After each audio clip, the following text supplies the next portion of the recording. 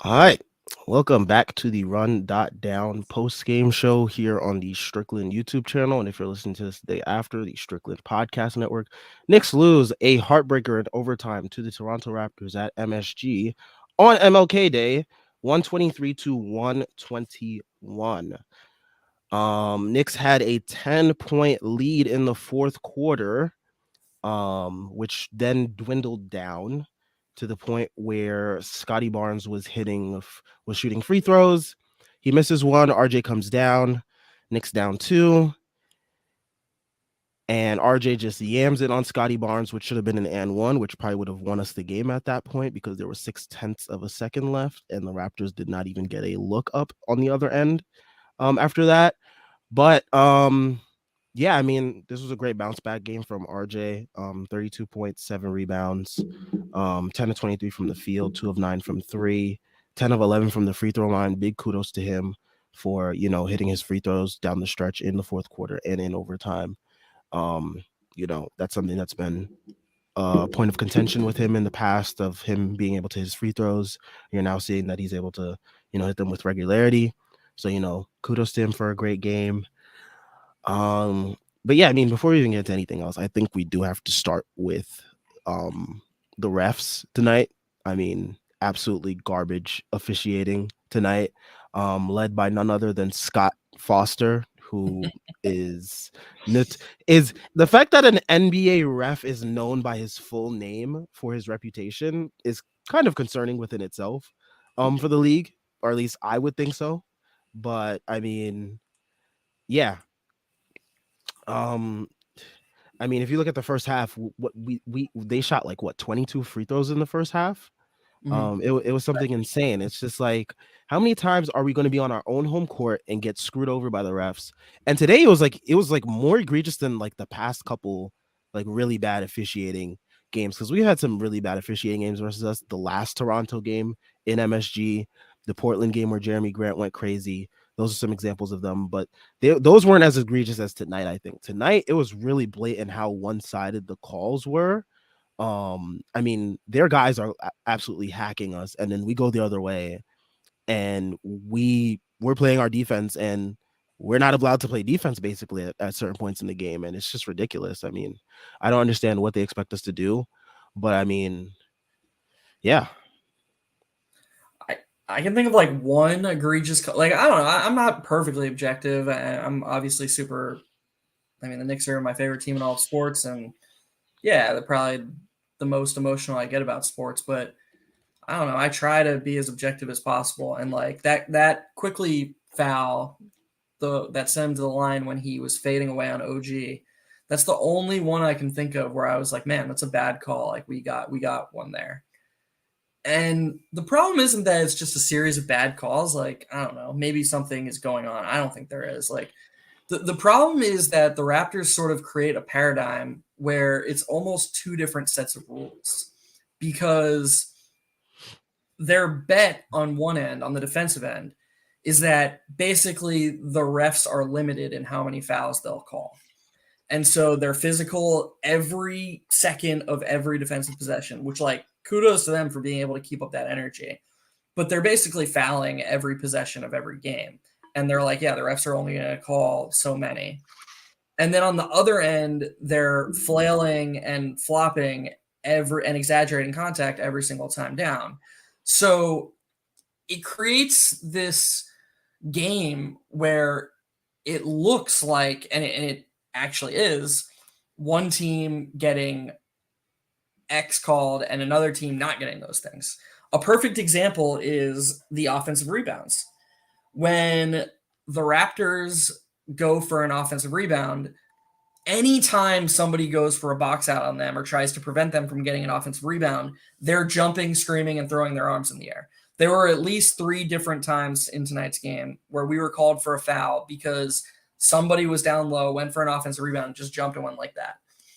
And meanwhile, on the defensive glass, go back and watch Hardenstein on the defensive glass. He's getting held. It's the same thing, but you're not getting the consistency of calls. And that's really what it is you want consistency of calls. You want you just want the same thing called on both sides. It's like a strike zone, like you can have a bad strike zone in baseball, but if you're calling outside high a strike, call it for both sides. When the Raptors create this world where these things are or aren't fouls, it should be the same for both teams. And there's no objective person who can go back and watch that game and say, yeah, they were calling. We can go look at things that were called for fouls for the Raptors and find something very similar that wasn't called a foul for the Knicks, and then vice versa. We can look at the contact that RJ took, where he got absolutely clobbered, and then they went on a fast break and they called less contact the way down. There's tens of examples of that from this game alone. So look, like, this game was interesting, and I don't think that we should, even though I do think it played a big factor in the game, I don't think we should harp on it too long, but it absolutely swung the game in favor of the Raptors. And I mean, I guess good for them for putting that kind of pressure on the refs. That's the kind of game they play. And yeah, that's really all there is, I guess. Yeah, last thing I will say is I love like how objective New York reporters and like the commentators will try to be on this topic. Like Mike and Clyde, they'll be like, "Oh, they're letting them play tonight." It's like, no, they're letting the Raptors play tonight. We're having to like scratch and claw to like we're basically like having to like get like concussed to get a call. Basically, like they're not letting us play; they're letting them play. And then Fred Katz also says the Raptors' handsiness was on full display tonight. Love that word. You could have just said they're hacking tonight, like literally. My favorite of theirs was, so we were up 10. It was 93-83. And it was around that time. And and then they cut it to 93-87, and a foul was called. And it was the when Brunson got kneed by Scotty Barnes. Mm-hmm. And then they get a fast break, quickly absolutely defends his ass off in a 1-on-3. Scotty Barnes steps out of bounds to catch the ball and then gets fouled when he comes back inbounds. And they're watching the replay, and finally Breen's like, all right, that was a foul. They should have called it on Toronto. And Clyde goes, well, they've been more aggressive all night, so the referees are giving them the whistle. And it's like, the Raptors shot 15 more threes than the Knicks, and the Knicks led the whole way. In what world were they more – like, I don't get – if they were more aggressive, it certainly wasn't panning out on the court. Like, the only reason it seems like they were more aggressive is because when they were aggressive, fouls were called, and when the Knicks were aggressive, fouls weren't called, so it looked like good aggressive defense. It's a self-fulfilling prophecy, almost, if the refs had money on Toronto. Yeah. That's just awful. Yeah. I mean, it also didn't help that, our team was exhausted, which I kind of went into last post game with Tyrese of like, our guys are playing too many minutes tonight. And I, not even tonight, but playing too many minutes yesterday afternoon. If we had just like closed out things and had our guys resting for like most of the fourth quarter, I really think today would have been a better performance from some of our guys like Jalen Brunson and Julius Randle, because I think the jumper was short or too strong on a lot of their attempts.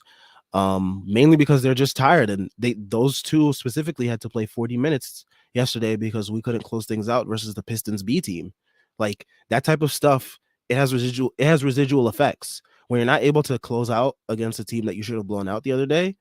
And you have to force your starters to play extended minutes. It has a residual effect when you have to play against the Raptors the next day, on a back-to-back, and you know how the style of play that the Raptors play, you know how the refs officiate their games. So, it all comes back to things.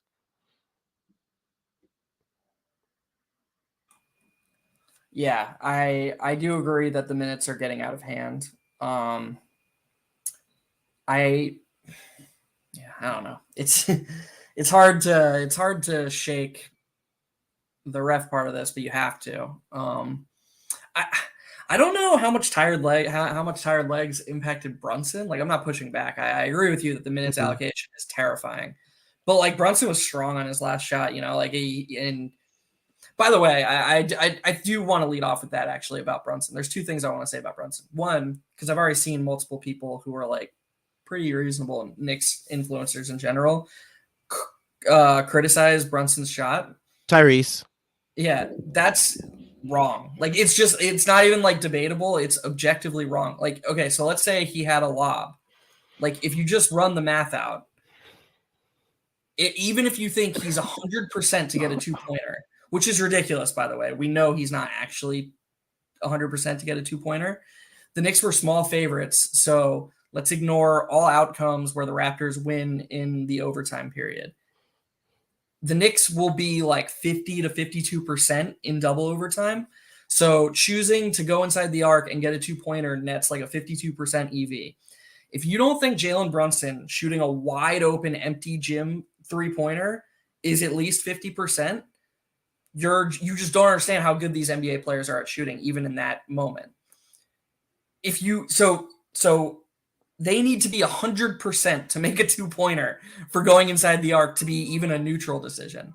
And when you factor in the fact that he's definitely not 100%, it just was absurdly the right decision. And yeah. Yeah. Um, I mean, what you call it? Um, Man, I lost my train of thought. What was I about to say? Oh yeah, about Brunson shot. Yeah, I mean, I like that shot from Brunson. I mean, he's been money from 3-point lately. Um, his 3-point shot has been cash, especially the pull-up threes. Um, like people saying he should have drove into the paint, got a 2, maybe get the foul. I do not like our chances, especially the way we were officiated tonight.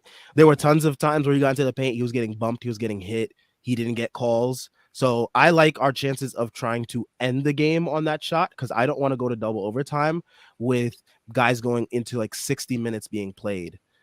Because that's what it's aiming for if we're going into double overtime. Like some guys are going towards like 55 minutes to almost 60 minutes played off of a back to back. So I just like Brunson going for the end game situation right there because I just do not like our chances if it goes to double overtime.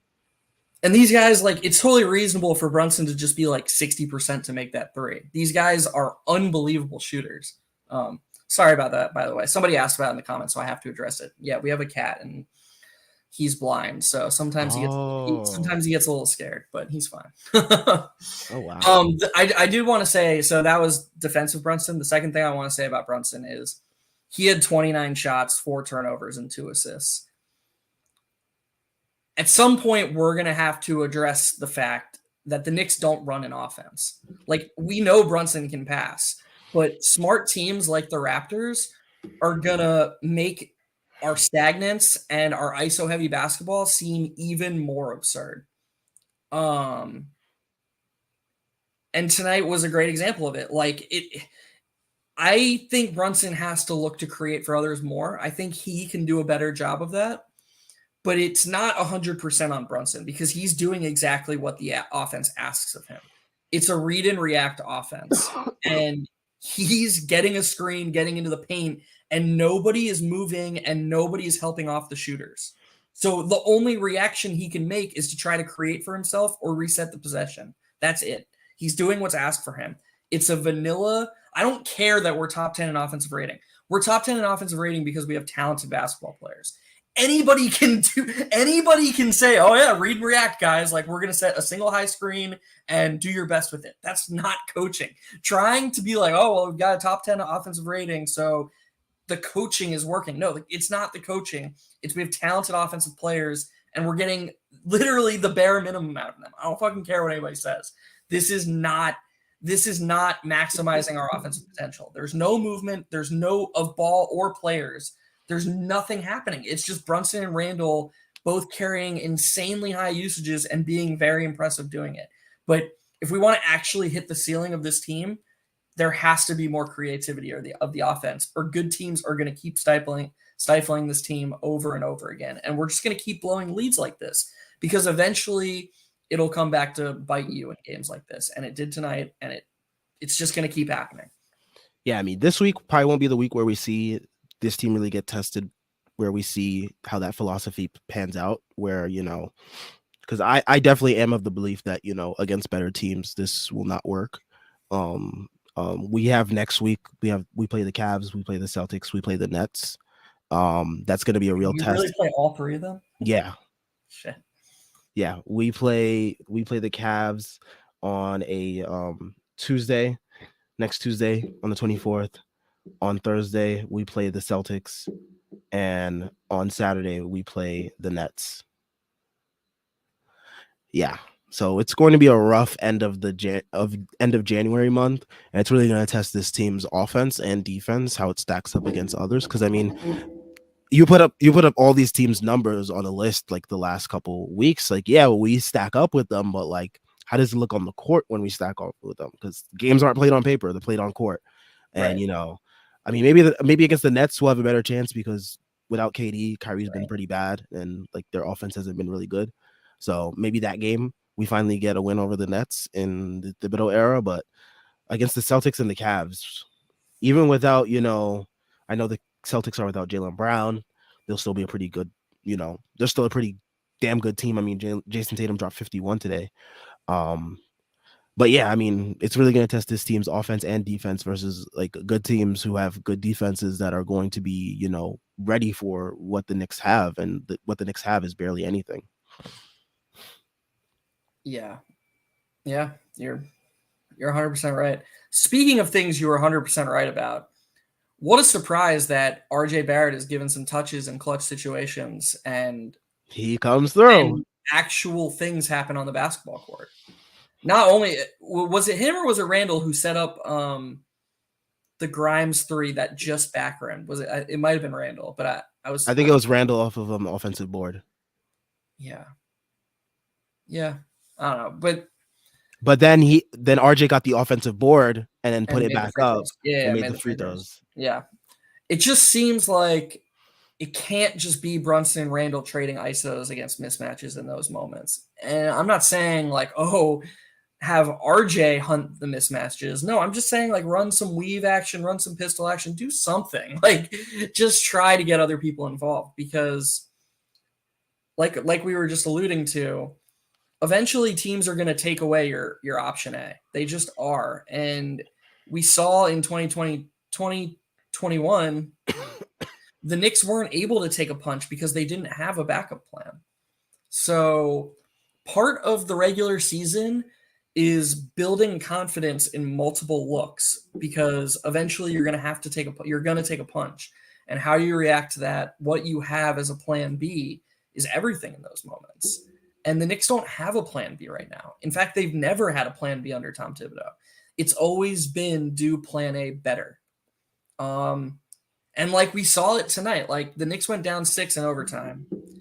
And to me, it was the most obvious thing in the world to pull Mitch for quickly. Like I know Mitch is great, but they were absolutely exposing his basically need to be in the paint on defense.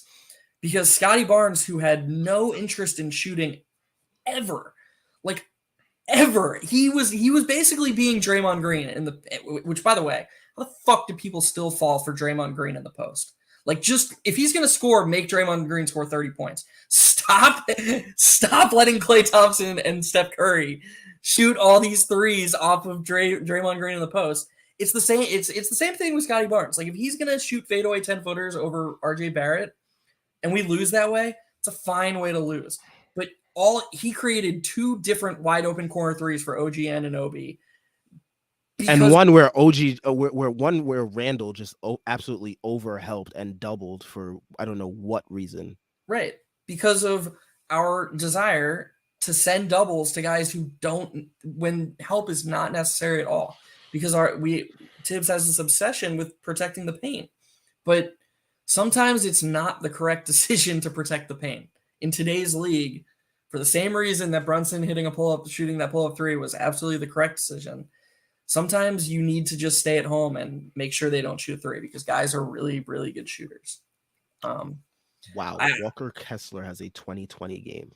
Man, he's so good. Wait, I can. Walker Kessler is the Jazz one, right? Yeah. Isn't there a guy named like Kessler something? Kessler Edwards. Okay, on the Nets. Yeah. Okay. Man, he's really good. Walker Kessler, not Kessler Edwards. Yeah, Walker Kessler was a great get in that Rudy Gobert deal. Yeah. for sure. I feel like this is going to be. I haven't looked at the chat besides seeing at the bottom the thing about my cat. Um, I feel like this is going to be a very anti-Tibbs game. Firstly, because it just tends to be when we lose, fair or unfair. That's kind of how people react. But I also just feel like he made a lot of really bad decisions at the margins tonight. Another example I can think of was so Grimes was really struggling with Van Vliet down the stretch. Like Van Vliet was pretty much getting wherever he wanted, whatever he wanted. And for some reason, I know what it was. Thibodeau put Quickly in to go small at the end of regulation, which was a good decision for an offensive possession.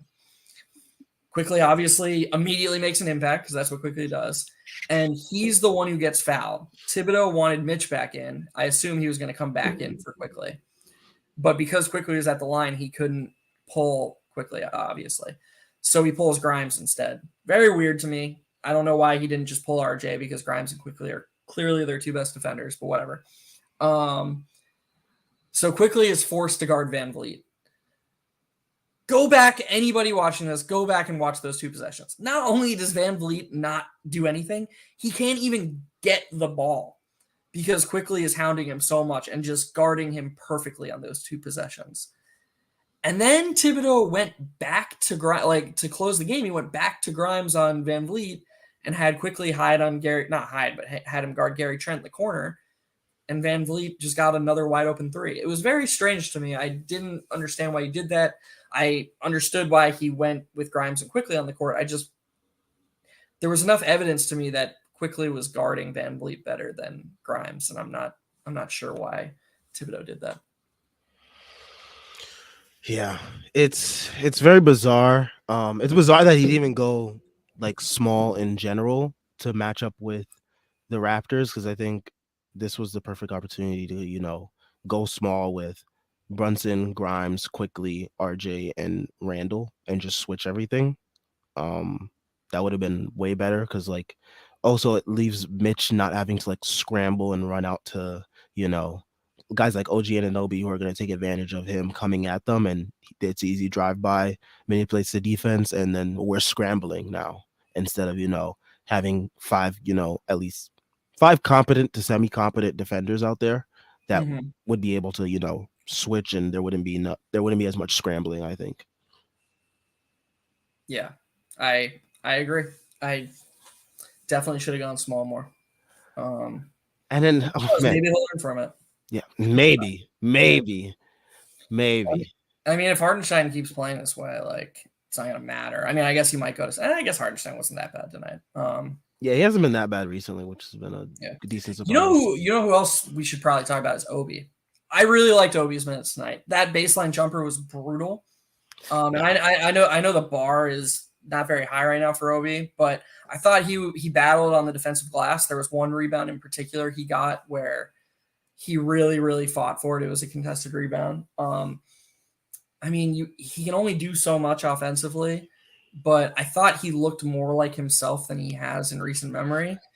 And this is going to be me giving credit to Tibbs. I thought a big part of that was Tibbs' decision in the third quarter to stagger Randall and Brunson's minutes, something we've been calling for on this show for a couple weeks now.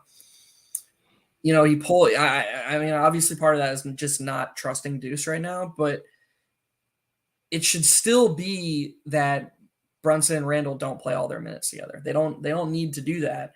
And what that does is it gets Brunson some minutes with Obi to start the fourth quarter because Randall played the entire third. And first of all, Obi should already have been in. He should have came in instead of Hartenstein against this team, but we can only say that so many times.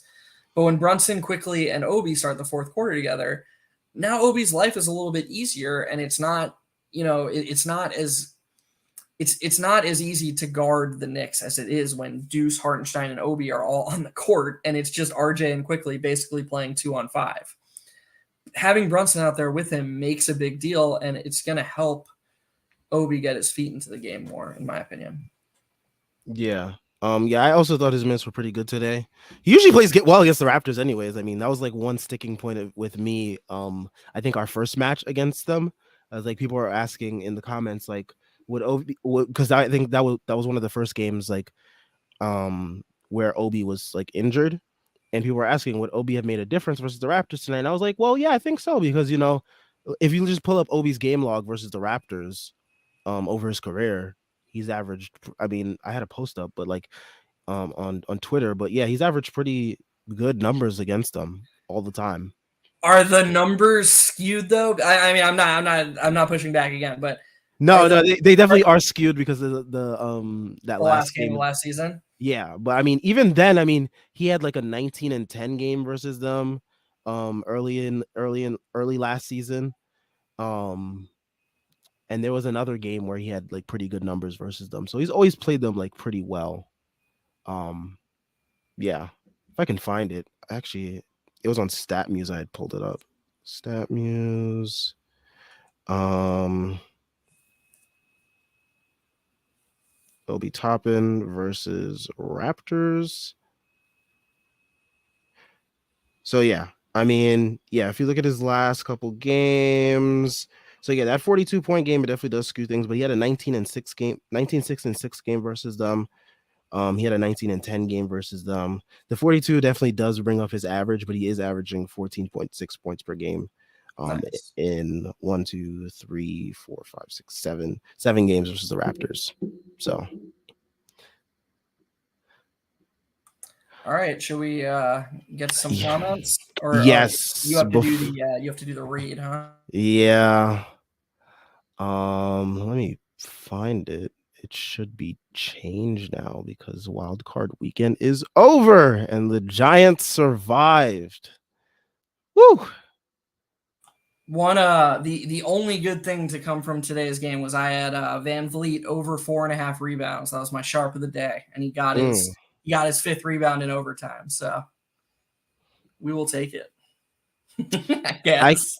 Yeah, I keep putting Brunson assist on my parlays, and I gotta learn now that he is just not, that's not gonna be the case right now because Yeah, we just it's I would love to talk to some I would love to discuss like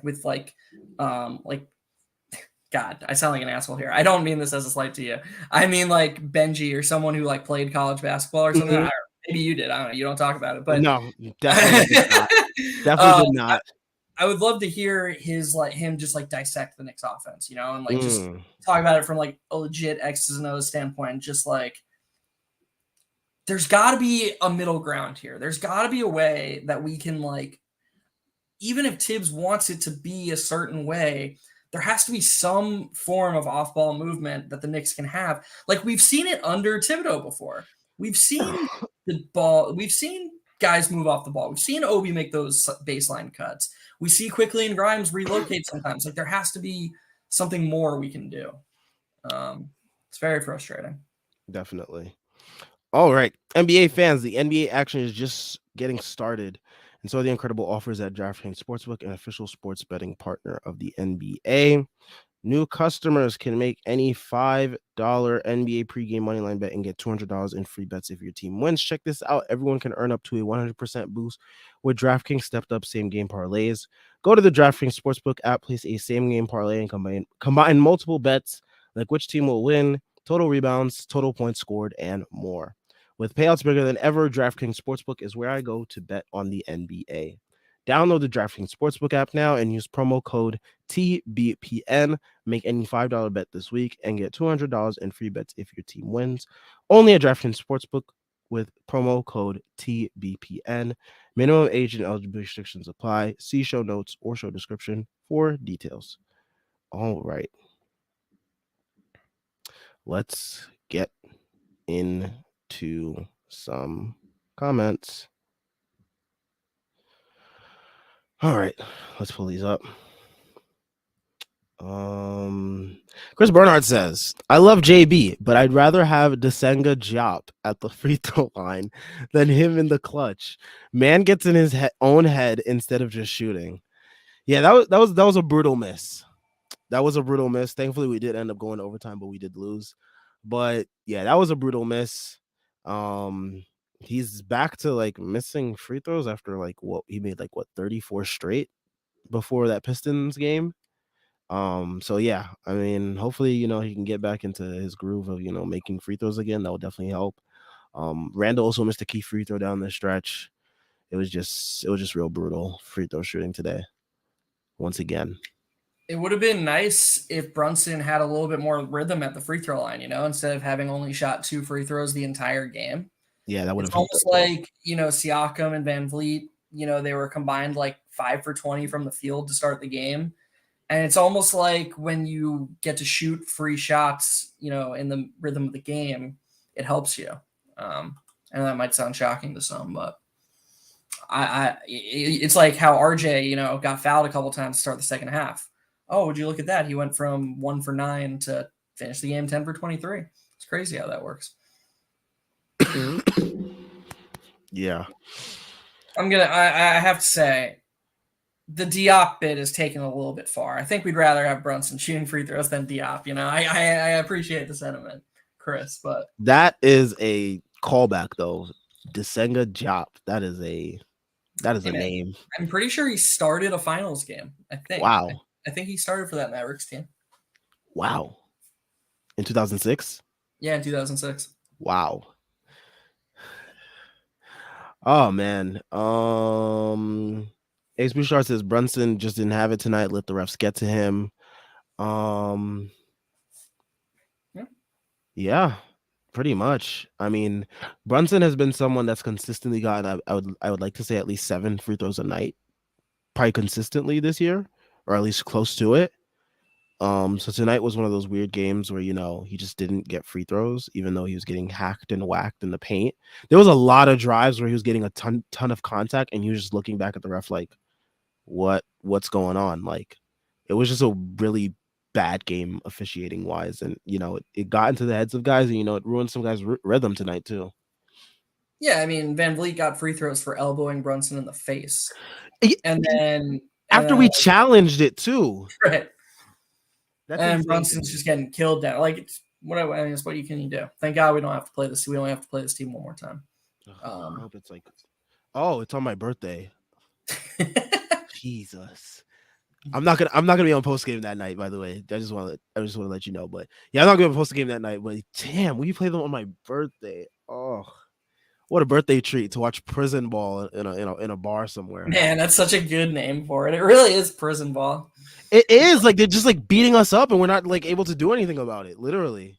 Yeah, it's like prison ball when like you're the bitch of the prison and they make you play a basketball game against the bullies, and then like it's like a rigged prison game. Like Yeah, it's that's like like what it you feels remember every time you you play ever see them. you ever see the longest yard, Hmm. the new one with Adam Sandler. Yeah. He plays that one-on-one game versus Michael Irvin, and Michael Irvin's just beating the shit out of him, and he's like punching him in the face and like destroying him. And then, but Sandler's like trying to overcome it. He's trying to gain the respect of that group of people. Hmm. And so he's not calling fouls. And then Sandler scores to win, and Michael Irvin's like, foul, man, foul. And he calls a foul on like for nothing. That's basically what a Raptors Knicks game is. Yeah, that's the perfect analogy for when we play the Raptors. And I have to spend my birthday, watching that. That's such a great scheduling idea from the NBA. I love that. Well, Um you've known for months now that Adam Silver has it out for you. So yeah, he definitely has it out for me. I kind of wish the game was at MSG so I could have gone, but I guess I have to watch it somewhere else and enjoy it there. Ace Bouchard also says it's fun losing double-digit leads late into every fourth quarter. So fun. I'm having fun in all caps. yeah, I Um, mean, we should definitely discuss some basketball. Like yeah, it wasn't just we shot what like 8 less free throws than them. yeah, It's not like it was the crazy Blazers one when Jeremy Grant shot 30 free throws or whatever that shit was. But so the problem with this is you can only really talk about one thing because there's only one reason why we keep blowing these leads. And it's because the offense basically just stops doing anything that was working the whole game, and they basically shut it down. Um, so I don't know. Until we do, we're going to keep losing leads in the fourth quarter as long as the Knicks keep running their late game offense this way. And like, this is why I don't want to hear anybody out there who defends Tibbs, you can defend Tibbs for plenty of things because the Knicks fan base is too hard on him already. I mean, we're part of a podcast that's probably or a post game show that's almost certainly too hard on him. But you can't say, oh, well, that's just the NBA these days and everybody runs ISO. We just watched another team that was being methodical and intelligent with how they ran their offense, specifically attacking the weakness of the Knicks defense. Their head coach said, oh, I know that if we get a guy in the paint, they will overhelp and we'll get looks. So even though that might have looked like ISO ball, it was ISO ball with a purpose. It was exploiting a weakness in the teeth of the team defense. It wasn't exploiting a mismatch. Those are two very, very different things. It was, I know the chink in this armor and I'm going to attack that. And they created ball movement out of that action. The Knicks never do that. Their version of attacking a weakness is basically what LeBron does. And like, I'm a LeBron truther or whatever. I don't, love him. Like, but I think he's the greatest basketball player of all time. That's my personal opinion. But watching him down the stretch of games is unbearable because all he does is have somebody who's got a weak defender on him call for a screen. But guess what? He makes it work. He's LeBron James. He has some of the best last 2-minute stats of all time. Of course, that's what he should do because he's LeBron James. We don't have LeBron James. We have Jalen Brunson, Julius Randle. We have to do other things. We just have to. So maybe one day we'll get a guy as good as LeBron James and Thibodeau can finally run late game offense the way he thinks is best. But until then, we have to do something different. Sorry for the long rant. No, I totally get it. Yeah, but I mean, it's the same thing every fourth quarter. We're losing leads. Every fourth quarter, we're doing the same thing. I mean, you keep banging your head into the wall thinking that you're going to go through, and you're not. Like, that's basically what the Knicks do every game. And, sometimes it works because, quality of opponent. That definitely helps things. I mean, hey, we did it versus the Pistons yesterday. The Pistons absolutely reek of piss and shit, so it worked. But this was not the Pistons versus today with the Raptors. Raptors have much more capable NBA players than the Pistons, despite what their record may say, despite everything surrounding their team. But that type of offense is not going to work against defenses that are specifically schemed a certain way, especially with Nick Nurse and the way he tries to do things. It's just not going to work. And it almost worked today, but it didn't. So we're talking about it. And, it's been something that's been a consistent issue because we're consistently blowing leads every single game. Literally. It's literally happening every single game. Like, I cannot remember the last game where we didn't blow a lead. I literally cannot. Can you? I can't think of a single game this season where we ran away and hid with a lead. The closest game I can think of is the Suns game. Yeah, that was it. Literally. That's it. Yeah. And I'm pretty sure that we were up 30 in the first half. And there was a moment in the second half when they cut it to 17 or 16. And I was like, oh God. And then, but we eventually pulled away. But I think that's about as close as we've come to running away and hiding with a win. Yeah. We are a team that just cannot, imagine all the games we would win if we held a lead. We'd be top 5 record in the league probably. Yeah, I mean, we can add this to the list. What do we got? We got the Bulls game. The Bulls and Mavericks games are in a league of their own. Those were 95% equity plus. Well, I mean, Mavericks is 99.9. Those two games we never should have lost. But then, I mean, how many losses now do we have? The Hawks game, Bucks. The Bucks game. What happened? Did we the Bucks game recently? We had a lead in the third. We were up 16. Okay. Man, I didn't realize we were up 16 in that game. Oh, yeah, that was the Ingles game. Yep, the Joe Ingles game. Oh, my God. I like how we can just say a name of a role player. The Joe Ingles game, the Jeremy Grant game, the Tim Hardaway game, the, Georges Niang game on Christmas. Every single game, there's a name for it. Oh, man. Today was the Scotty Barnes game. Who played like shit the first 2 times we played against him. He had a 1 for 10 game and a 2 for 10 game. I mean, he's been pretty bad all year, but Yeah, I was about to say that. He's been bad all year. I love how he's just able to like chirp and taunt us in overtime, and like literally the refs were standing there and just didn't call a technical. Did you see the video? Like the video that came out on Twitter, it revealed what he was saying. Oh yeah, I quote tweeted it. Yeah. I said someone tell Scotty to pull up his game log this year. It's pretty bad. I'd wipe my ass with it. I mean, he's a grown adult who still goes by Scotty, so I guess we should. It's understandable that he's Yeah, go by Scott like a real man. to use his own lingo, not him. Yeah, go Whatever. by Scott like a real man. Grimes is better than him anyways. Man, if Grimes hit that three, whew, MSG would have exploded after that offensive rebound by Randall. Yeah.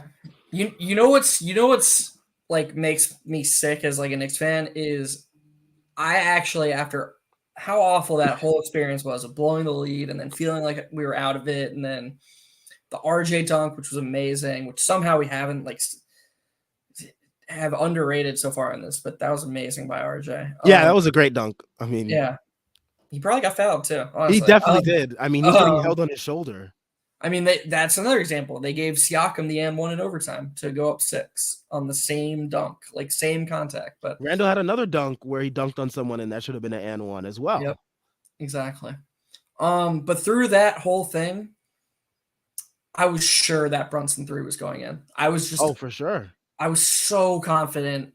Oh man, I wanted that to fall really bad. I mean, here's the thing, and I know this sucks, like to think about it like this, but it's a good thing that the Knicks are all right. Let me rephrase. It's not a good thing the Knicks are blowing these leads, but it's a good thing that the Knicks are in every game they play, or like winning every game they play. Like this is a good basketball team. Do they have to fix something? Do they have to fix some things at the margins? Absolutely, they do. And that's going to determine what the ceiling for this team is. But there are worse problems to have than to be a good to very good basketball team with 7 guys under the age, well, 5 guys in your rotation under the age of 24, and then Brunson and Randall as your vets, like, and I'm not even including Hardenstein because, I think he's going to get replaced by Sims soon enough. But like, we're doing all of this on the back of, so we've got Brunson and Randall, but then we've got RJ, Quickly, Mitch, Obi, and Grimes. This is a good problem to have. Like, this is a good team, and there's a ceiling here that I think is very real. So as hard as it is to be rational and to not be annoyed about it all, I do think that we can feel better about this than like losing heartbreakers and lost seasons. Yeah, it definitely is, very encouraging, but it also puts the thought into your head like, man, just imagine if we like imagine if we close these games out, how much better in a position that we would be in. The other positive I can see of this is that it forces the Knicks to be in crunch time situations a bunch, which hopefully they will learn from, and come playoff time, if they get into these situations as well, they know what they can do, they know what not to do.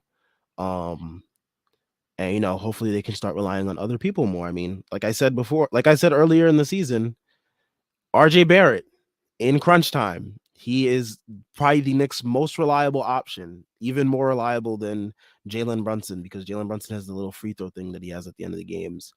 And he's missed a couple shots here and there. But RJ Barrett, he's been the Knicks' best player in crunch time. He was that last year. He's shown in various moments when he does have the ball this year. I mean, we saw today he got the rebound and just drove it all the way to the paint, almost got an and one dunk to win the game, almost. But yeah, I mean, he's been the Knicks' best player. I think the Knicks should utilize that more. Like, it doesn't, like you said before, it doesn't always have to be JB and Randall. It is interesting because I feel like RJ is kind of like, for this specific skill set, like the perfect hybrid of Brunson and Randall. Like, he's not as big as Randall, and he's not as skilled as Brunson, obviously, with the ball in his hand. but he's bigger than Brunson is, and he's more skilled than Randall is in those like going downhill and like with his Mm-hmm. footwork and stuff like that. And so like you kind of get a mix of what are the best things about Brunson and Randall in these moments is like you love Brunson's skill and his ability to get to his spot. But that becomes a bit more exploitable when fouls are called less often and the Raptors will do something that they hadn't done all game and just throw OG on him. You know, OG wasn't guarding Brunson all game, but for the last few minutes he was. And then what do you know? Like you combine OG, who's an elite wing defender, with the refs swallowing their whistles, which they do. That wasn't a complaint. They do it at the end of every game, pretty much. And they should, I think. I And think they should. the Yeah, I game agree. end of game shouldn't be decided by refs. Yeah, I agree. And Brunson's, ISO balls are they're going to be less effective. And then Randall's sort of the opposite in that he knows he's not going to get calls, so he doesn't really use his size, and he kind of just settles for a lot of step backs and like mid-range jumpers, and you kind of get the worst of him in those moments too. And so RJ has like the skill of, or somewhat of the skill of Brunson to get two spots, and then the size of Randall, approaching the size of Randall, to sort of like create space. And I think that's why he is most effective of our players in those moments, and we should probably utilize that more. Definitely. All right, let's get to another comment. Jordan Bubb. He says, I feel both games that we had against the Raps at home, I feel like there were more schedule losses and refs handing the Raps than the win. The Raps the win than anything. Yeah, definitely. This game was definitely it was a combination of a schedule loss and the refs handing the Raps the win. I mean, yesterday we had two guys play like 40 minutes. Like that was pretty insane. And then here they are on the second night of a back to back, going into the overtime game. So definitely schedule loss plays a huge part into that, I think. Yeah, totally. I mean, I totally agree. And like, just to sort of kind of zoom out, because that's how I think about things and look at them from a macro perspective, this was always going to become an issue. You can't have Brunson, Randall, and RJ playing 40 plus minutes a night without consequences. So, like, yeah, it stinks that it was a back to back, but eventually they're going to have to face this because we need to have games where, like, early in the season, there were games where Randall wasn't even playing 30 minutes because Obi was playing well enough. We were staggering. We were doing all these things. I don't understand what the switch was that went off in Tibbs' head that was like, we're going to die for every game, and I'm never breaking these two up, and I'm not even going to try to maximize my bench or do anything more. Like I don't understand this. We just look like in every way a totally different team, both in good and bad ways. And I wish we'd find that middle ground, particularly with rotating players and reducing minutes and sort of having a more democratic minutes allocation, because I think it'll help the team in the long run. It's funny too because before the game, I think that he said Dibs had said that he was trying to like ease RJ back in because of his conditioning and whatnot, and like you see tonight his minutes load is just like, oh, that's not really easing him back in. Um, you know, I guess Dibs, thought he needed RJ out there for as much as possible. And, shout out to RJ, he came through and we needed him the most with that huge dunk. Once again, I've just searched RJ's name on Twitter and all I can see is that dunk, and I will retweet every single one of them on the timeline. So if you're following me, just prepare to see a spam of RJ Barrett poster dunks to tie the game. I hate how this team isn't able to capitalize on RJ signature moments, by the way. I want to say that. Every time RJ has a signature moment, except for the game winner versus Boston, we have never come through and like won the game for him. Like the both 40 plus point games we lost. Like I just feel like we should be able to win these games where RJ has like a magical moment in MSG or something, so that way we can like really remember it. I mean, us as Knicks fans, we're always gonna remember them, but like they become more memorable if they're remembered in a win, I think. He's got the walk off against Boston. Yeah, but that's like I said. Yeah, I said besides that one, Mm-hmm. because that one is, of course, that one was to win the game. But like every other game where he's had like a signature moment, like this game where he had the dunk, and then the Bulls game where he dropped 44 and he had that poster on Nikola Vucevic, and then the Miami game last year where he had 46 and he had that step back at halftime at the halftime buzzer basically. Um, it's like, yeah, we have all these signature moments for him, but like we can't win them. That pisses me off. Yeah, yeah, um, yeah. I can't disagree with you. I just think we just need to do better by RJ in general. Like Definitely. it, man, I do feel like Randall and Brunson have really, for good and for bad, have really basically put the onus on this team on them.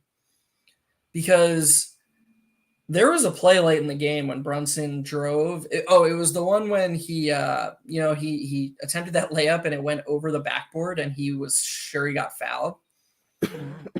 Mm-hmm. Both quickly and RJ in the weak on the weak wing, and they were both wide open. Like the Raptors basically sold out to stop Brunson, and they're just not making easy passes right now. Neither of them are. I know Randall had like 7 assists tonight. I actually thought Randall played a really good game. I see him getting some flack on Twitter. I thought he had every right to be incredibly frustrated. He's like basically the mellow of our team now in terms of like because he's so big and athletic, he's taking contact that nobody else is and not getting whistles. And then to be on the other end and watch this other team get paraded to the free throw line for less contact, because they're selling it better. It's just got to be incredibly frustrating. And I thought he played some really bad defense on some possessions. But I still think he's trying to do a lot of the right things. I just wish him and Brunson were a little bit more proactive in terms of getting the entire team involved. And we'll see how that plays out, over the next week or two with, like you said, the schedule getting much tougher. I think they got so used to playing without RJ for that like stretch, they're kind of like still trying to adjust to him being back. Um, and It is a good point because I do feel like both look for Quickly more than RJ. Like I do feel like they have better chemistry, especially Brunson. I feel like Brunson is always looking for Quickly. I think he loves Quickly. And I just think they should be looking to get Grimes and RJ involved just as much. yeah, I If not more. mean, the right type of coach runs the right plays to get, all these guys involved. So that way we have like 5 offensive weapons that we can utilize properly instead of, 2 going off one night and, another one maybe popping off 2 or so.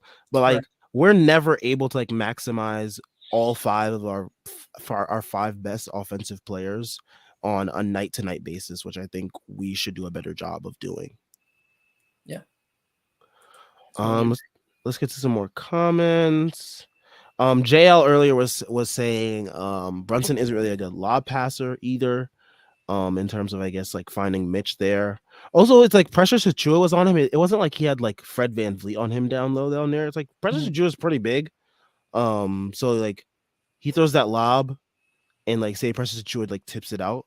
Game's over, and we didn't even get like a quality look in my opinion. Right. So once again, I think the 3 was fine. Yeah. I would be like, even if you give them like 80%, okay. So what's 80% of 50%? It's God, math is it's 40%. Or no, that's 90. I'm being really stupid right now. Oh, yeah, it's 40%. Jesus Christ. So okay, so they're 40% to win. So for the 3 to be better, Brunson has to be 40% or better on a wide open pull-up 3. Like it's not close. Like it's not close. And I won't entertain anyone who tries to give like non-logical and more emotional or more anecdotal reasons for why going for 2 is better, because the math just doesn't add up. It wouldn't make it's just not as good a play to go for a 2 there than it is to try to win the game right there. You can win the game right there, and unless you're a really bad 3-point shooter, you will win the game more often. That's the goal of the game. I Yeah. feel like in sports people really really over rely on safe things. So like in almost playing not to lose sort of way. Like so because a 2 goes in more often than a 3, you feel better about the result because even if you lose in double overtime, at least you controlled that 2-pointer. And that's just so illogical. Like that's not what you should be doing or how you should be thinking about it. Um, I don't know. It's bothering me that so many people are, and I feel like I've been more critical of Brunson than anyone this season because I don't feel like he's been like, oh, this savior point guard. I just think he's been a really good basketball player. But I think he made, I know he made the right decision there. And I hope anyone listening can just believe that. Yeah. Yeah, I'm not gonna be too hard on Brunson after that shot. I tweeted out. I said, "Great look, Brunson," today, or like, "Good look, great look, JB." He's someone that's coming time and time again, and he was trying to win the game. So don't. I'm not too mad at it. Let's see what other comments we got here. Q Skirl BK says not calling that foul on RJ's dunk is exhibit A when explaining the difference between having a star player in the building and not. A LeBron or KD led team gets that call. I definitely agree there as well. Um, but also we saw last night a LeBron led team didn't get a call late in the game. Yeah, I was gonna push back a little bit on LeBron. Again, I'm like a little biased here, but I feel like he's one of the most poorly ref players like in the history of the NBA. Like with Shaq, he just makes all contact look normal. So like I know there's like videos of him like, oh, he's a flopper, yada yada, but like there's way more examples of him getting just pulverized and not getting a whistle. Um, I agree with Katie. Katie's basically a Siakam who his he flails a lot and he's very scrawny. So he's the opposite of LeBron. Every piece of contact looks, I don't know though. I will say also to push back a little bit, and we thank you for the comment. I think one thing is the difference in game situations. Like I think the refs, because we saw, like I said earlier, we saw Siakam dunk it, get hit, and get a foul. Um, I don't know if it's perfectly apples to apples because of the game situation. Like a ref's not just going to give an and one dunk in that moment too often. So I don't know. I'm sort of being wishy washy here. I absolutely believe the refs were awful and played a huge part in the Knicks losing. But in the moment of that RJ dunk, I personally wasn't thinking like, oh, he got hacked. It took seeing a replay and being like, holy shit, how did they miss that foul call for me to be like, oh, that's I don't know. Sam, when you saw it live for the first time, did you think were you immediately like, oh, he got fouled too, or did you need to see the replay? I was like extremely hyped, but like yeah, I definitely thought it was a foul because like Scotty was like with him step for step, and RJ basically put him in the basket. And like I saw it like 2 times that Scotty hit him. I saw the first time where like he hit him like trying to block it, but like when I saw the replay, I saw he also grabbed his arm too, his shoulder too. So I was like, oh, that's like 2 missed calls there. Awesome. But yeah, I definitely thought. I can't believe his whole hand was just on his shoulder. Like you definitely, it's crazy. You don't see that in real time, or I didn't see it in real time. I was just like, it's just nonsense. Yeah, and the fact that we didn't get that, I mean, it wasn't really a surprise to me because like we weren't getting anything all night, so it was like, oh, just another missed call that we had to put in on the list, and we'll see on the last 2 minute report tomorrow how that irrelevant ass report that it was a foul, and all the other missed calls that they had. It's just that one's crazy because that literally ends the game. Like we're talking about how Brunson's 3 ends the game. Like that if RJ makes a free throw, it's just game over. But Yeah. oh H22 says kills me how Fred Van Vliet only balls out against us, man. Just I want folks to venture and look at Fred Van Vliet's, game log. And then look. I was in a Spaces before the game, Sam, Mm-hmm. and I'm gonna have to probably record it and post it on Twitter because I went on like a 2 minute rant. Like somebody brought up trading for Josh Richardson. They were like, we were talking about potential Knicks trade targets, and somebody brought up Josh Richardson, and I was like, I gotta be honest, I have a vendetta against Josh Richardson because I've watched the Spurs these last 2 weeks, and that guy made more shots against the Knicks than he has in the last 2 weeks, and I hate that. And I went on this whole rant about how sick I am of all these guys just playing the Knicks, shooting out of this world for them, and then never making anything against other teams. And this is just another example of it. Like I don't has to be. It's just such bullshit. It's so frustrating. You look at Fred VanVleet's game log. It's literally hilarious. So today he has 33. Mm-hmm. On the 14th versus the Hawks, he had 3 points. Then back-to-back games versus Charlotte, he has 11 points each. Then versus Portland, he has 14. Before that game is a game versus the Knicks, he has 28 points. Then he has 28 versus the Bucks, another game before us. Then he had 9 versus the Pacers. Then he had 4 versus the Clippers. Then he had 18 versus the Cavs. And before that, he had 28 versus us. What kind of insane game log is this? He's just like I guess they just don't like us. I don't know. Like, good for them for winning. Like literally, he's only went off versus us and the Bucks. That's it. He's been absolutely dog piss since the new year started. I mean, he's been dog piss all year, but like specifically since the new year started, he's been absolutely terrible. And he only goes off versus us and the Bucks that one time he played them. It's Yeah, I absolutely mean, insane. I guess just like good for them for winning their finals. I don't know. I mean, I This would have is taken insane. I would have taken immense pride in getting to be the team that like blew them up for good. But like, let's be honest, trades are probably coming regardless, right? Yeah. Um, so But yeah, his game log is absolutely insane. I just want people to see that because like when people say like when we say that like guys are only going off against us, like we're not lying. Like it's literally fact at this point. It's insane. Jordan Bub says we need to get more bench depth as we get closer to trade. Says trade deadline, huh? Hilarious. But trade deadline. And Obi needs to round into form in a hurry. Yeah. I mean, bench depth is lacking.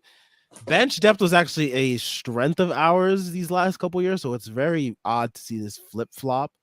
As you know, the team looks better, but like it's mainly because the starters are playing so much that like, but like the bench is like so lacking. Like we definitely need someone out there to help IQ in those minutes with like at least just scoring because like that's something that like that's when the Raptors I think starts like pull away earlier in the game is when our bench was in. So it's definitely it hasn't been a positive for us this year, our bench. yeah, if the Raptors only want a protected first for plus matching salary for Gary Trent, I think that's the play. And we heard Tyrese talk about it, a week or so ago, how it would be good for the cap sheet long term, how his contract will be a potential piece in a trade for if we ever want to make the trade for, a star. We'll have a guy who's only 23 making close to 20 million a year who we can match the salary with, and who will help if we want to toss in some young guys. Like he'll be a good contract to have. But more importantly for this team, he's a good player. Like we saw tonight, he's a knockdown shooter who can do stuff off the dribble. He's got good size. He's 6'5", and he's only 23, so he fits our timeline too. Like if he, who knows, you come to the Knicks and you overachieve, all of a sudden he could just be a part of the solution as well. So I think he would be a good answer. Um, I don't know what else we'd have to give up, but I would be willing to part with a protected first plus matching salary to get Gary Trent on this team. You're muted. Yeah, I was muted because I was like coughing up my lungs. But yeah, I definitely think that Gary Trent definitely helps that, that bench solution. He's someone that's, he's not going to be he's forced to like start or anything. Like the Knicks won't be forced to start him, which would be the issue with trading for some other guys that the Knicks are talking about, or at least he would detract from minutes from a lot of other guys that are on the team. Um, um, a lot of those other candidates would at least, but I think he would slot in, probably take away minutes from Deuce, maybe I would say, Yeah. just because Deuce has been struggling offensively, and the defense hasn't really been that much of a to the point where it's like it warrants keeping him on the court to where his Yeah. offense is a detriment. So yeah, And I think in addition to that, one more key with Gary Trent is that he's a 2-3 hybrid. A lot of these guys we're talking about, like Caruso, I'm one of Caruso's biggest fans. So like I couldn't find myself to be mad if we traded for him. Or like, but like him or Eric Gordon. The issue with them for me is that they're 1-2s. And so like, okay, yeah, it's nice to have a guy who Tibbs might trust a little bit more than Deuce, who can cut back on Brunson's minutes. But even if you cut Brunson's minutes back by, let's say Tibbs cuts it from 42 to 34, which is already pushing it, yeah, and then cuts back on Deuce's 6 minutes, like, are we really trading for Eric Gordon or Caruso to play 14 minutes a game? I would be very surprised if that was the case. No, minutes are going to come from quickly. They're going to come from Grimes. And I don't think any Knicks fan should want that. I think that as bad as we want wins this season, like it's for the best of this franchise for Grimes and Quickly to keep playing as much as they can. And RJ too. I mean, ironically, I think RJ is actually playing a little bit too much now, but that's not like RJ hate. It's because he played 50 minutes tonight. Like he's playing an absurd amount of minutes. So yeah, there's like a middle ground there, but I do think that it would be better to have Gary Trent or someone of his position come in and maybe let RJ play 36 minutes a night, 35 minutes a night, and then get the minutes from there. Then all of a sudden we're getting Deuce's minutes, we're getting a few of Brunson's minutes, and we're getting a few of RJ's minutes, as opposed to, Quickly, who's playing less than RJ already, taking from him or taking from Grimes. So I think a 2-3 hybrid is where we should be looking to improve. definitely. You want to dispel some of those wing minutes from RJ. All right. Let's see what other comments we have. As Arthur says, Dibs would rather run Randall and Brunson into the ground on a Sunday afternoon in Detroit rather than give them rest, knowing that we have a division game the next afternoon against a real team. I think that's just a symptom of the team just like blowing a 20-point lead in the first half versus the Detroit Pistons B team. So like he hadn't. I don't want to say he had no choice to, but like what Dibs is gonna do in those situations. He's gonna play the starters a ton, because the bench didn't have it, and that's what we got. Yeah, that's true. I'm a little bit less willing to give Tibbs an out there because to me, it's another like Tibbs self-fulfilling prophecy because we saw today, as me and you talked about earlier, OE minutes look better with Brunson out there. Like the bench minutes would look better if they were more intermixed with other starters, if there was more staggering. Deuce can play 15 minutes a night in this league. I promise you he can. I know he doesn't have his confidence right now offensively. Yeah, He he's pretty passed. rough right now. Yeah, he passed on an open catch and shoot three in the corner. And I think that was just it for Tibbs. Like he was just like, dude, if you're not going to shoot, you're killing us out there offensively. That's not Tibbs' fault. But Deuce would get more and better looks if some of his minutes were with Mitch and Randall. Like that's just the nature of basketball. If you play with better players, your life is easier, whether you're an initiator or not. The Deuce minutes would look more bearable if there was better staggering going on. Instead, we have three guys who are all struggling right now off the bench in Deuce, Hardenstein, and Obi. And Tibbs is like, yeah, you guys are all struggling. I'm just gonna play you guys only together. Good luck out there. And like, of course, those minutes are gonna look bad. Of course, those minutes are gonna look bad. And so, what happens? Tibbs plays them together. They look bad, and then we start to blow leads, and it's I got to go back to the starters. So yes, Tibbs going back to the starters is defensible, but let's make no mistake about it. It's the result of a series of dominoes that Tibbs puts into motion. So while he can't be blamed for Deuce and Obi and Hardenstein not playing to their potential and not playing as well as he should have when they're on the court together, he can be blamed for only playing them together and not allowing them to potentially flourish with other players. Like that is the solution right now.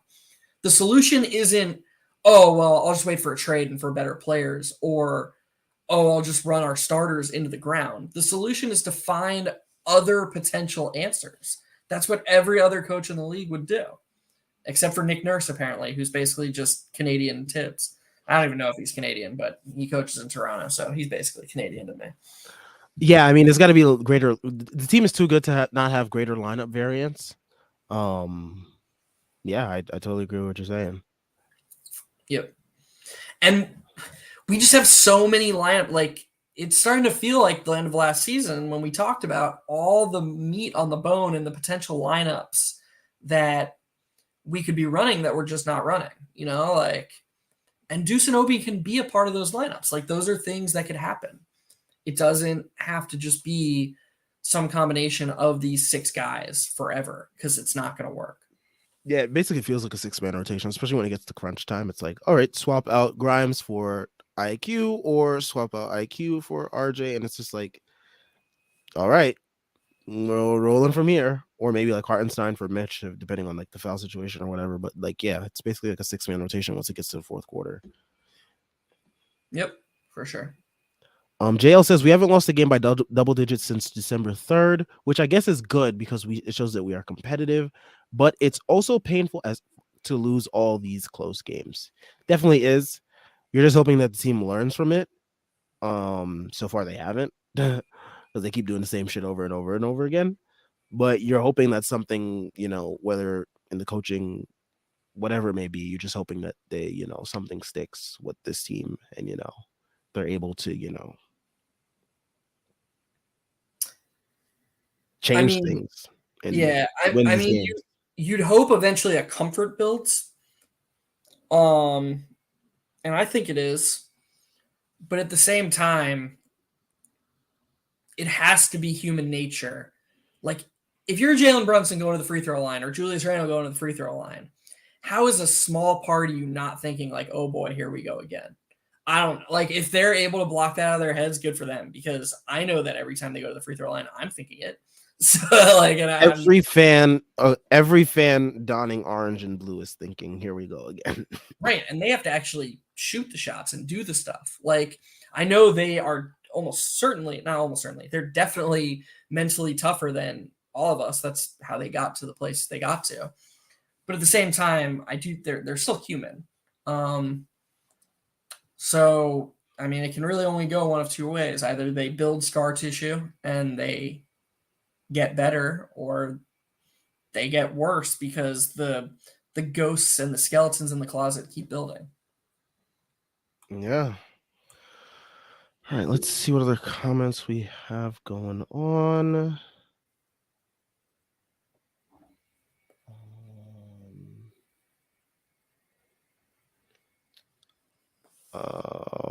JL says the Lakers loss in overtime last year was another signature moment from RJ lost. Very good point. Very good point. He had that dunk over Anthony Davis and Russell Westbrook to tie the game. I think it was, right? No, it was to like bring it to within 3. And then he had the 3 to tie it. Yeah. That was again another situation of RJ being super clutch. Yeah. Like for him to be able to do that type of stuff, And were we up 25 in that game? I think that was the game quickly played 7 minutes. Yes. Tibbs benched him. Yep. So it had the big 3. It had RJ being clutch. It had Tibbs being a bad coach and it had a blown lead. It's the Knicks' big All three. the Knicks, big three, the staple. That's their staples of Oh of the my Thibs god. regime. But yeah, I mean that was another situation where we shouldn't have even been in. Yeah, And RJ, once again coming up clutch. That's just what RJ does. As much as the fan base will be as harsh on him, and sometimes it's warranted. Because myself, I was harsh on him earlier this year, and it was warranted because he was having a very rough stretch. yeah, Um, but I'm always someone that's always like, hey, he should have the ball at the end of games. I think because relying on two guys all the time, it makes us it's not only like just like stagnant and like it makes us very predictable. And the last thing we want to be in this league is predictable. yeah. Yeah, we should run more of that pistol that gets him going downhill. Or like a double drag screen, dribble handoff to him. I don't know if I would love it if he was just doing the Brunson thing and like, running high pick and roll. I don't think he's there yet, but I'm open to him proving me wrong. That's for sure. Anything but what we've been seeing. Yeah. All right, let's see what other comments we have. Martin B says it's crazy how RJ can throw up bricks for 3 quarters, but as soon as the fourth quarter starts, it's a tight game. He is Michael Jordan, even from the line. Randall, other way around. Yeah, I mean Randall's like one of the last people on this team I want to have the ball in the fourth quarter, unless it's like literally under the basket with like a free dunk or something. Because like I know where this team is going to feed him from. It's going to be like the mid post. It's going to be like a pick and roll with a post up in the mid post by the free throw line. And we know how it goes. It's either going to be like a turnover or contested shot, but it's not going to be a quality look most of the time. So Yeah, 100% agree. um, let's see. People are saying quickly played only 21 minutes in an overtime game. I think it's mainly due to the foul trouble. He had like 5 fouls. Um, Yeah, he still should have played more. yeah, I think so too, especially in that overtime where we could have been switching everything. Yeah. All right, so we have the last couple of comments before we end things off. So, Jordan Bub asks, who would be more affordable for the Knicks, Gordon Hayward or Gary Trent Jr. or Malik Beasley? Um, Gordon is probably the most available just because, like, what are what can they get for him? Like, his contract's not great and he's never healthy. It's clear they probably don't want him on the team. I don't know. I'd imagine he's the most available. I don't think the Knicks should. I mean, I do like his player fit. I just not super psyched about acquiring someone who can't stay healthy and is on the wrong side of 30. Um, and then I would bet that Beasley is the second most available. But again, he's like 6'4". I don't know. I mean, maybe Tibbs would use him as an undersized wing, like he kind of uses Deuce right now. But I I think Gary Trent is the least available. But at the same time, I think given what his asking price is, he should be the most available to the Knicks because while a protected first is a lot for other people, the Knicks have so many of them that they can live parting with one if it nets them someone who will clearly help them, like Gary Trent will. yeah, I'm good on Gordon Hayward. I'm completely good on him. Like, holy shit, keep that guy far away from New York. Um, I remember when we were about to. There was a point in free agency where like we were going to like sign him right before he signed with the Hornets. It was like, all right, we didn't get Ferdinand Vliet, but so our backup plan is Gordon Hayward. I was like, whoa, what the hell are the Knicks doing right now? I think they Um, threw the bag at him too, but yeah, the Hornets found like a second bag. I think the heavens that the Hornets did, because dealing with Gordon Hayward and what he's doing on this contract, it's like it's very like Chandler Parsons light. It's Chandler Parsons light. It is. Man, that Parsons video that came out the other day was funny. Where he was like, "Yeah, I put on my best acting performance." Did you see that? No. Oh man, he was telling a story about his signing his contract with the Grizzlies, Mm-hmm. and his agent came in and was like, "All right, well, I guess we're gonna have to take this Blazers contract, which has all these injury provisions and it's protected, and you're not gonna you know they knew they knew what was going on." And then the agent was like, "Holy shit, the Grizzlies want to offer you the bag," and he's like, "You just gotta you gotta play it up." And so Parsons was like, "Yeah, man, I walk in there and I put in like this Oscar-worthy performance." He's like, I've never felt better in my entire life. And like he basically just was bragging about how hard he lied to the Grizzlies and how he swiped them. Man, he absolutely robbed the shit out of them. After he absolutely robbed the shit out of the Mavericks, it was just like he like back to back like robberies. Um, but yeah, It's so I was shocked when he got that contract from the Grizzlies. yeah. I mean, the first one didn't shock me as much. The Mavericks one, because he was really good in Houston, and Mm-hmm.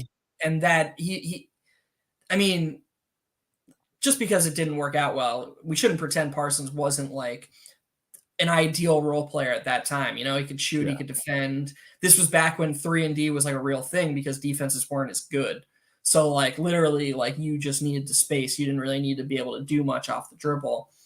And yeah, I mean, stinks didn't work out for him, but he was a good player when he was able to play.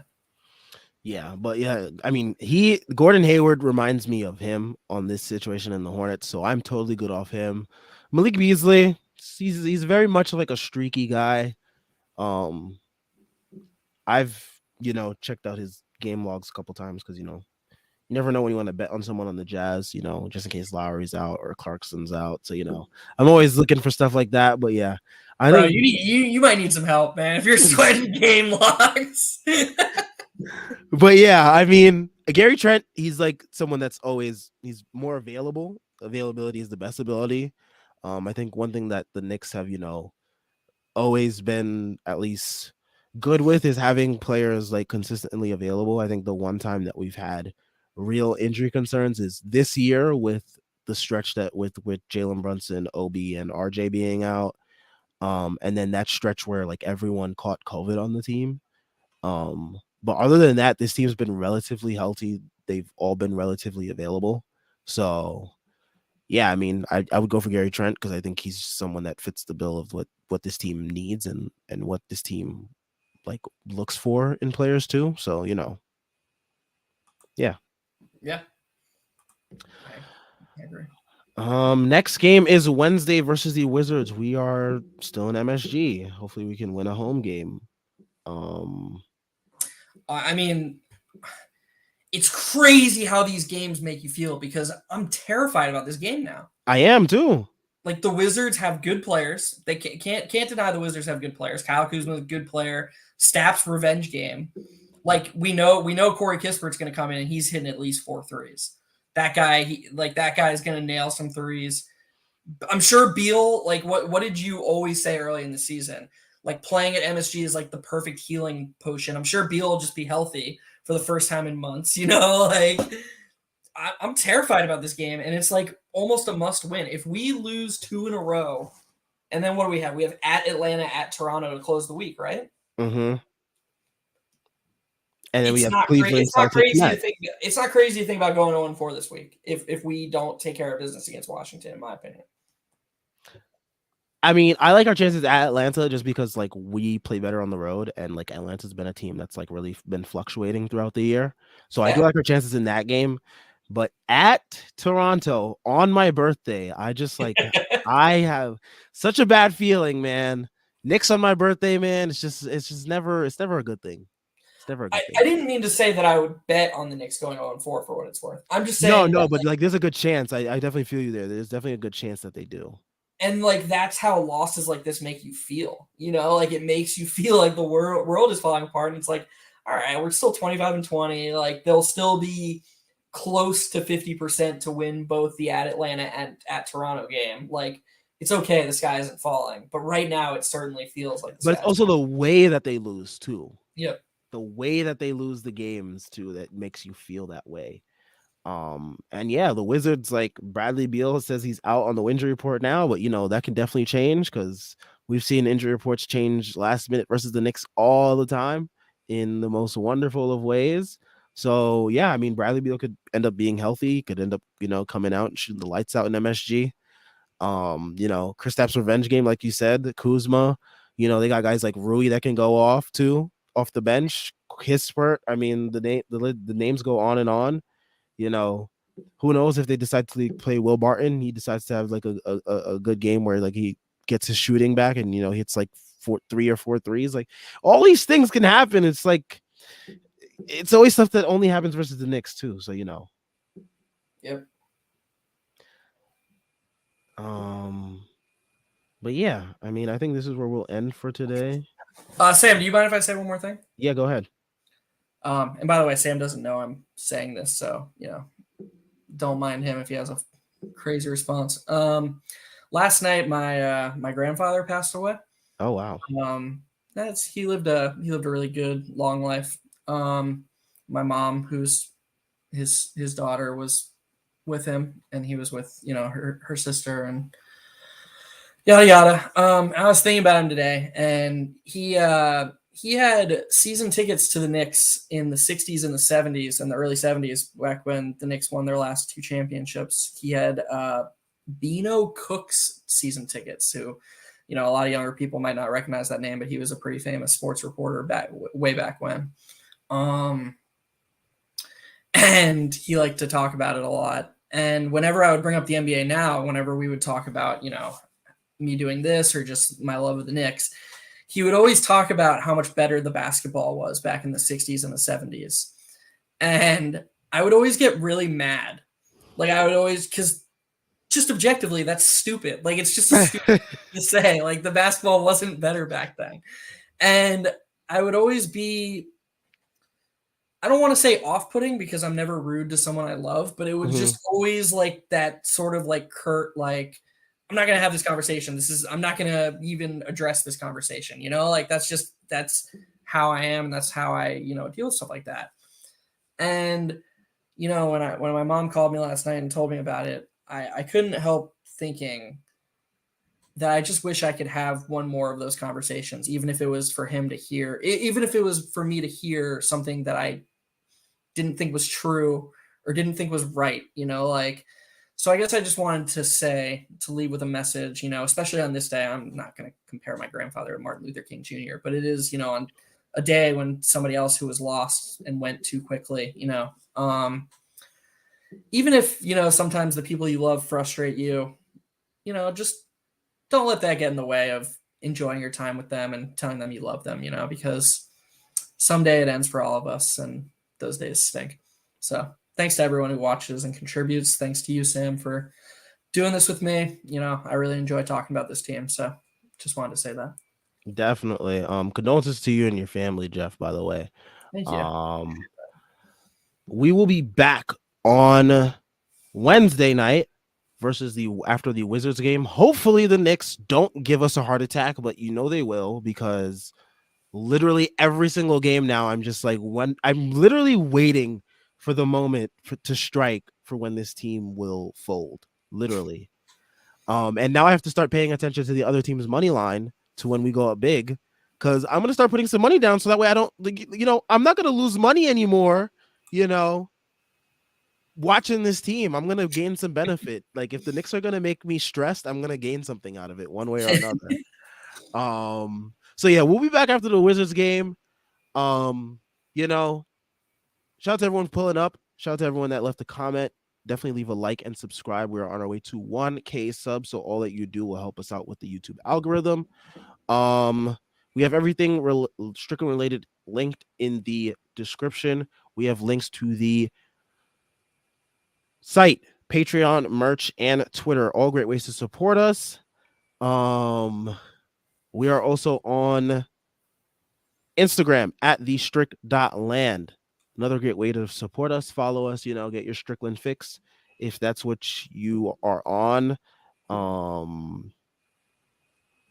Especially if you're not on Twitter, where we are at majority of the time. I don't know. My words are slipping me as it's like been an hour and a half, and we're talking Knicks.